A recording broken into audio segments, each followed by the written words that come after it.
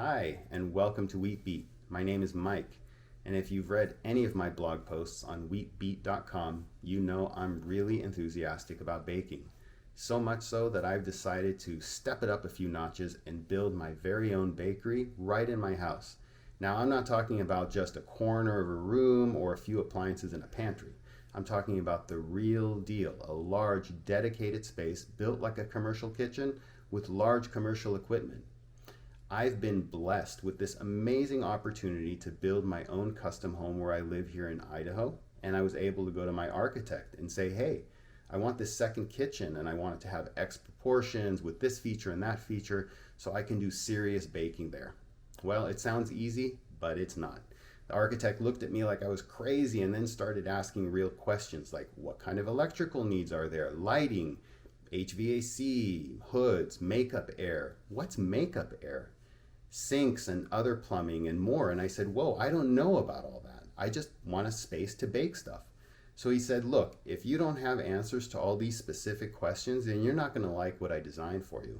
And with that, my adventure began. So this series will take you through the entire process of creating a commercial baking space from scratch.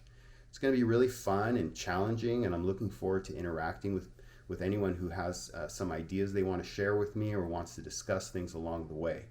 I'll have new videos just like this one on a regular basis as things move along. So if you want to know when I upload new videos, don't forget to subscribe. Okay, let's get going. The first question is, what do I want to bake in this space? Well, I want to bake bread, viennoiserie, and pastries.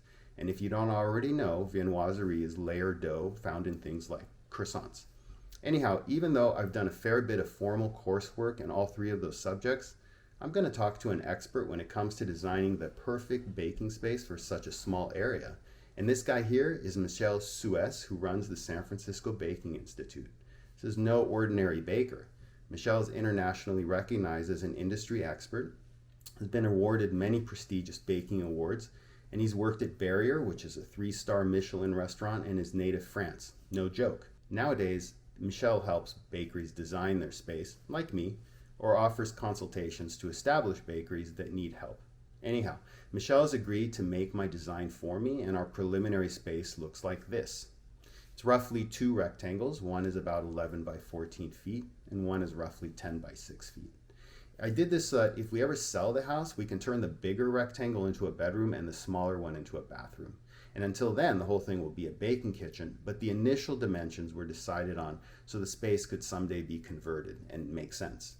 Michel says that to do absolutely everything I want to do, the only oven I need is a deck oven. Apparently, I don't need a convection oven. Okay, well, back up. What's a deck oven? It sounds like it belongs on a boat, right?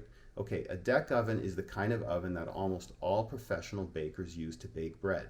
It may or may not have a stone floor, but the important thing is that the bake chamber is relatively short in height and it has a small door so heat doesn't escape as easily like it does in a home oven. Most all deck ovens can generate and hold steam really well, which is super important for the crust and rise of the bread. More on that in another post. Suffice it to say, most professionals that bake bread do so in a deck oven, and most professionals that bake viennoiserie and enriched breads like challah or dinner rolls do so in a convection oven. But Michel insists you can do both equally well in just a deck oven. And that sounds good to me because it's one less thing I have to buy. Okay, so what else do we need in this space? Well, we obviously need a work surface. We need a refrigerator, a proofer to hold rising dough in a warm, controlled environment.